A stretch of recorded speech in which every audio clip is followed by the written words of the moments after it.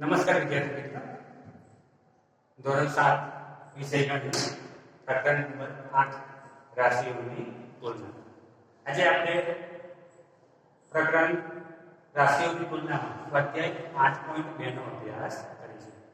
સ્વાધ્યાય 8.2 માં આપણે ટકા શોધવાના છે. ટકાનો ઉપયોગ કરતા શીખવાનું છે. તો સૌપ્રથમ આપણે પહેલા ટકા એટલે શું? તો કોઈ પણ સંખ્યાનું 100 ના આધારે મેળવેલું મૂલ્ય. તમે તમારા જે ટેસ્ટ આપો છો, જે પરીક્ષા લો છો, આપણે પરીક્ષા લઈએ છીએ, એમાં પણ તમે પરિણામમાં તમારા ટકા લખેલા આવતા હશે કે આટલા ટકા, 70%, 80%. તો એ જે ટકા છે એ તમારા જે 100 ના આધારે મેળવેલું મૂલ્ય. હવે ટકા શોધવાનું સૂત્ર છે અપૂર્ણાંક સ્વરૂપ ગુણ્યા 100. એટલે કે જેના આપણે ટકા શોધવાના છે એને પહેલા આપણે અપૂર્ણાંક સ્વરૂપમાં રૂપાંતરિત કરી દેવાનું અને એને 100 વડે ગુણી દેવાનું. અપૂર્ણાંકનું ટકામાં રૂપાંતરણ કરવા માટે અપૂર્ણાંકને 100 વડે ગુણવામાં આવે છે.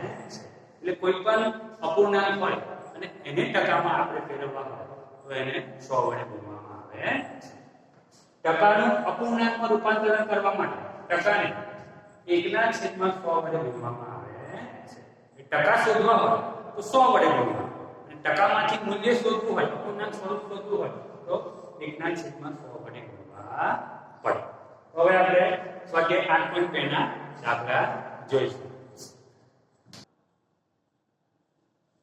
સ્વાધ્યાય 8.2 પ્રશ્ન 1. આપેલા અપૂર્ણાંકોને ટકામાં ફેરવો. એ પહેલો અપૂર્ણાંક છે 1/8. હવે અપૂર્ણાંકને ટકામાં ફેરવવા માટે આપણે સૂત્ર છે ટકા બરાબર અપૂર્ણાંક સ્વરૂપ ગુણ્યા 100. ટકા બરાબર અપૂર્ણાંક સ્વરૂપ ગુણ્યા 100. બરાબર? તો અહીંયા આપણે જે અપૂર્ણાંક સ્વરૂપ છે 1/8 અને 100 વડે ગુણવા.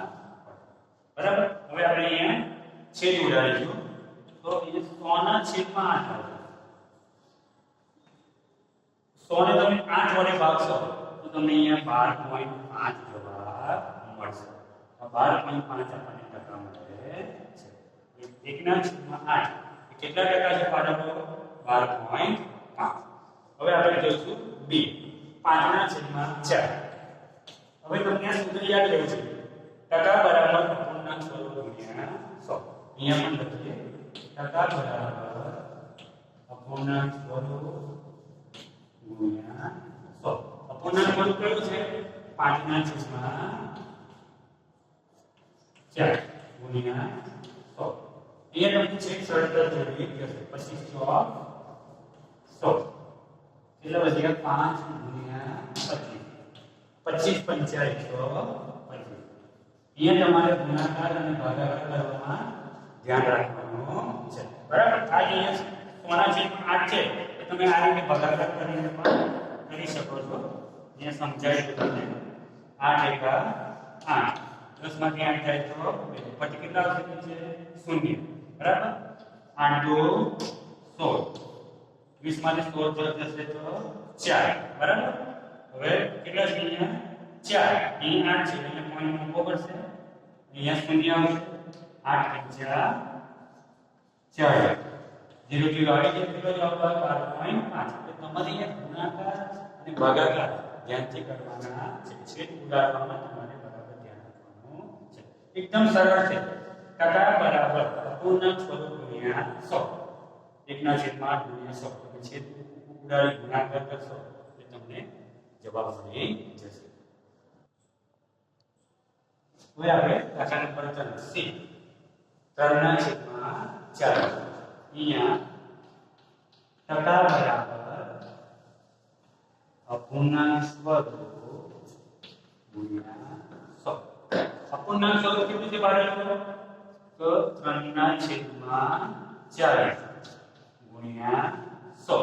અહીંયા જો અંશ અને છેદમાં છેલ્લે શૂન્ય છે તો આપણે એક શૂન્ય અહીંયા જતા અહીંયા કેટલા છે? 3 અને કેટલા વધ્યા છે? 10.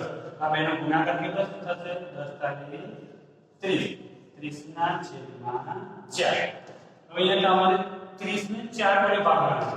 અહીંયા આપણે ભાગાકાર કરીને લઈએ બરાબર.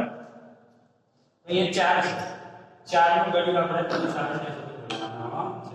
તો 4 થીટા 28 શૂન્યમાંથી 8 જાય 8 જાય 10 લઈશું. અહીંયા આવશે 10 10 માંથી 8 જાય તો 2 2 માંથી 2 જાય તો 0. હવે 2 4 કરતા નાના છે માટે અહીંયા પોઈન્ટ આવશે. અહીંયા શૂન્ય મૂકીશું. 4 × 4 20. આનો જવાબ શું આવશે? 7.5 ટકા. હવે દાખલા નંબર 4 ઈ જોઈએ. 2 ના છેદમાં 7.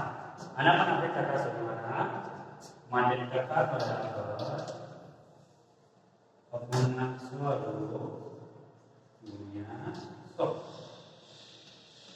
2 ના છેદમાં 7 ગુણ્યા 100. બરાબર. તો અહીંયા આપણે પહેલા બેનો ગુણાકાર કરી લઈશું.